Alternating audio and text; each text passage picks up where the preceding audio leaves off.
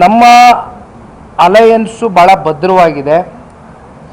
ಕೇಂದ್ರದ ನಾಯಕರುಗಳು, ಅದರಲ್ಲೂ ಭಾರತೀಯ ಜನತಾ ಪಾರ್ಟಿಯ ನಾಯಕರುಗಳು ಸನ್ಮಾನ್ಯ ಶ್ರೀ ದೇವೇಗೌಡರು ಸಾಹೇಬರಿಗೆ ಎಷ್ಟು ಗೌರವಯುತವಾಗಿ ನಡೆಸ್ಕೊಳ್ತಾ ಇದ್ದಾರೆ ಅಂತಕ್ಕಂಥದ್ದನ್ನು ಬಹುಶಃ ತಾವೆಲ್ಲರೂ ಗಮನಿಸಿರ್ಬೋದು. ಅಷ್ಟೇ ಅಲ್ಲ, ಇವತ್ತು ಈ ದೇಶದ ಗೌರವಾನ್ವಿತ ಪ್ರಧಾನಮಂತ್ರಿಗಳು ಶ್ರೀ ನರೇಂದ್ರ ಮೋದಿಜಿಯವರು ಸನ್ಮಾನ್ಯ ಕುಮಾರಣ್ಣ ಅವ್ರನ್ನ 2 ಬಾರಿ ಅವರು ಆಡಳಿತವನ್ನು ಮಾಡಿದಂಥ ಸಂದರ್ಭದಲ್ಲಿ ಈ ರಾಜ್ಯದಲ್ಲಿ 20 ತಿಂಗಳು ಒಮ್ಮೆ, 14 ತಿಂಗಳು ಮತ್ತೊಮ್ಮೆ ಅವರು ಕೊಟ್ಟಿರ್ತಕ್ಕಂಥ ಜನಪರವಾದಂಥ ಕಾರ್ಯಕ್ರಮಗಳು, ಬಹುಶಃ ಅವರ ಅನುಭವವನ್ನು ಇವತ್ತು ರಾಷ್ಟ್ರ ಮಟ್ಟದಲ್ಲೂ ಕೂಡ ಇವತ್ತು ಅದನ್ನು ಉಪಯೋಗ ಆಗ್ತಕ್ಕಂಥದ್ದು ಆಗಬೇಕು ಅಂತಕ್ಕಂಥ ಹಿನ್ನೆಲೆಯಲ್ಲಿ 2 ಪ್ರಮುಖ ಖಾತೆಗಳು ಇವತ್ತು ಸನ್ಮಾನ್ಯ ಕುಮಾರಣ್ಣ ಅವ್ರಿಗೇನು ಕೊಟ್ಟಿದ್ದಾರೆ. ಬಹುಶಃ ಇವೆಲ್ಲವನ್ನು ಗಮನಿಸಿದಾಗ ಭಾಳ ಸ್ಪಷ್ಟ, ಇವತ್ತು ಯಾವುದೇ ಚುನಾವಣೆಗಳಿರ್ಬೋದು, 2 ಪಕ್ಷದ ನಾಯಕರುಗಳು ಚುನಾವಣೆ ಬಂದಂಥ ಸಂದರ್ಭದಲ್ಲಿ ಕೂತು ಚರ್ಚೆಯನ್ನು ಮಾಡಿ ಪಕ್ಷದ ಚೌಕಟ್ಟಿನಲ್ಲಿ ಒಟ್ಟಾರೆಯಾಗಿ 2 ಕಾರ್ಯಕರ್ತರುಗಳಿಗೆ ಎಲ್ಲೂ ಕೂಡ ಮನಸ್ಸಿಗೆ ಬೇಸರ ಆಗಬಾರ್ದು. ಯಾಕೆಂದರೆ ಕಳೆದ ಸಂಸತ್ ಚುನಾವಣೆಯಲ್ಲಿ ತಾವೆಲ್ಲ ಗಮನಿಸಿರ್ಬೋದು, 2 ಪಕ್ಷದ ಕಾರ್ಯಕರ್ತರು ಅತ್ಯಂತ ಆರೋಗ್ಯಕರವಾದಂಥ ಚುನಾವಣೆಯನ್ನು ಮಾಡಿರ್ತಕ್ಕಂಥದ್ದು ಬಹುಶಃ 19 ಸಂಸದರನ್ನ ಇವತ್ತು ಕರ್ನಾಟಕ ರಾಜ್ಯದಿಂದ ಆಯ್ಕೆ ಮಾಡಿರ್ತಕ್ಕಂಥ ಉದಾಹರಣೆ ನಮ್ಮ ಕಣ್ಮುಂದೆ ಇದೆ.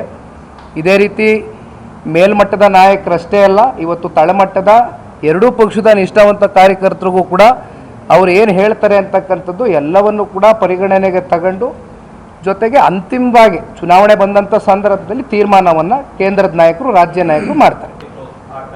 ಈಗ ನಾವೆಲ್ಲ ಗಮನಿಸ್ದಂಗೆ ಅಣ್ಣ, ಇವತ್ತು ನೌಕರರಿಗೆ ಇವತ್ತು ಸಂಬಳ ಕೊಡಲಿಕ್ಕೆ ಇವತ್ತು ಸರ್ಕಾರದಲ್ಲಿ ದುಡ್ಡುಗಳು ಸರಿಯಾಗಿ ಯಾಕೆಂದ್ರೆ ನಮ್ಮದು ಸಂಪತ್ಭರಿತವಾದಂಥ ರಾಜ್ಯ, ಅದರಲ್ಲಿ ಯಾವುದೇ ಅನುಮಾನ ಇಲ್ಲ. ಆದರೆ ನೌಕರರಿಗೆ ಇವತ್ತು ಸಂಬಳ ಕೊಡ್ತಕ್ಕಂಥದ್ದಕ್ಕೆ ಈ ಹಣಕಾಸಿನ ವ್ಯವಸ್ಥೆ ಇವತ್ತೇನು ಫೈನಾನ್ಸ್ ಮಿನಿಸ್ಟ್ರು, ಇವತ್ತು ಈ ದೇಶದ ಈ ನಮ್ಮ ರಾಜ್ಯದ ಮುಖ್ಯಮಂತ್ರಿಗಳು ಫೈನಾನ್ಸ್ ಖಾತೆಯನ್ನು ಭಾಳ ಗಟ್ಟಿಯಾಗಿ ನಿಭಾಯಿಸ್ತೀನಿ ಅಂತಕ್ಕಂಥದ್ದನ್ನ ಹೇಳ್ತಾರೆ. ಆದರೆ ಎಲ್ಲೋ ಒಂದು ಕಡೆ ವಿಫಲರಾಗಿರ್ತಕ್ಕಂಥದ್ದು ಭಾಳ ಸ್ಪಷ್ಟ. ಆ ವಿಚಾರದಲ್ಲಿ ಯಾವುದೇ ಅನುಮಾನ ಇಲ್ಲ. ನಮ್ಮ ಅಲಯನ್ಸು ಭಾಳ ಭದ್ರವಾಗಿದೆ. ಕೇಂದ್ರದ ನಾಯಕರುಗಳು, ಅದರಲ್ಲೂ ಭಾರತೀಯ ಜನತಾ ಪಾರ್ಟಿಯ ನಾಯಕರುಗಳು ಸನ್ಮಾನ್ಯ ಶ್ರೀ ದೇವೇಗೌಡರು ಸಾಹೇಬರಿಗೆ ಎಷ್ಟು ಗೌರವಯುತವಾಗಿ ನಡೆಸ್ಕೊಳ್ತಾ ಇದ್ದಾರೆ ಅಂತಕ್ಕಂಥದ್ದನ್ನು ಬಹುಶಃ ತಾವೆಲ್ಲರೂ ಗಮನಿಸಿರ್ಬೋದು. ಅಷ್ಟೇ ಅಲ್ಲ, ಇವತ್ತು ಈ ದೇಶದ ಗೌರವಾನ್ವಿತ ಪ್ರಧಾನಮಂತ್ರಿಗಳು ಶ್ರೀ ನರೇಂದ್ರ ಮೋದಿಜಿಯವರು ಸನ್ಮಾನ್ಯ ಕುಮಾರಣ್ಣ ಅವ್ರನ್ನ 2 ಬಾರಿ ಅವರು ಆಡಳಿತವನ್ನು ಮಾಡಿದಂಥ ಸಂದರ್ಭದಲ್ಲಿ ಈ ರಾಜ್ಯದಲ್ಲಿ 20 ತಿಂಗಳು ಒಮ್ಮೆ, 14 ತಿಂಗಳು ಮತ್ತೊಮ್ಮೆ ಅವರು ಕೊಟ್ಟಿರ್ತಕ್ಕಂಥ ಜನಪರವಾದಂಥ ಕಾರ್ಯಕ್ರಮಗಳು, ಬಹುಶಃ ಅವರ ಅನುಭವವನ್ನು ಇವತ್ತು ರಾಷ್ಟ್ರ ಮಟ್ಟದಲ್ಲೂ ಕೂಡ ಇವತ್ತು ಅದನ್ನು ಉಪಯೋಗ ಆಗ್ತಕ್ಕಂಥದ್ದು ಆಗಬೇಕು ಅಂತಕ್ಕಂಥ ಹಿನ್ನೆಲೆಯಲ್ಲಿ 2 ಪ್ರಮುಖ ಖಾತೆಗಳು ಇವತ್ತು ಸನ್ಮಾನ್ಯ ಕುಮಾರಣ್ಣ ಅವ್ರಿಗೇನು ಕೊಟ್ಟಿದ್ದಾರೆ.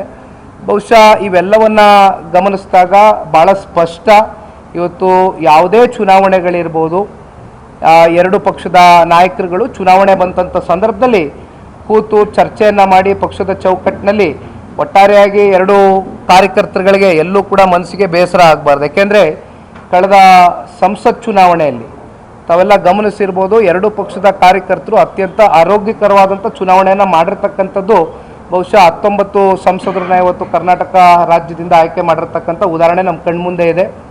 ಇದೇ ರೀತಿ ಮೇಲ್ಮಟ್ಟದ ನಾಯಕರಷ್ಟೇ ಅಲ್ಲ, ಇವತ್ತು ತಳಮಟ್ಟದ 2 ಪಕ್ಷದ ನಿಷ್ಠಾವಂತ ಕಾರ್ಯಕರ್ತರಿಗೂ ಕೂಡ ಅವರು ಏನು ಹೇಳ್ತಾರೆ ಅಂತಕ್ಕಂಥದ್ದು ಎಲ್ಲವನ್ನು ಕೂಡ ಪರಿಗಣನೆಗೆ ತಗೊಂಡು, ಜೊತೆಗೆ ಅಂತಿಮವಾಗಿ ಚುನಾವಣೆ ಬಂದಂಥ ಸಂದರ್ಭದಲ್ಲಿ ತೀರ್ಮಾನವನ್ನು ಕೇಂದ್ರದ ನಾಯಕರು, ರಾಜ್ಯ ನಾಯಕರು ಮಾಡ್ತಾರೆ.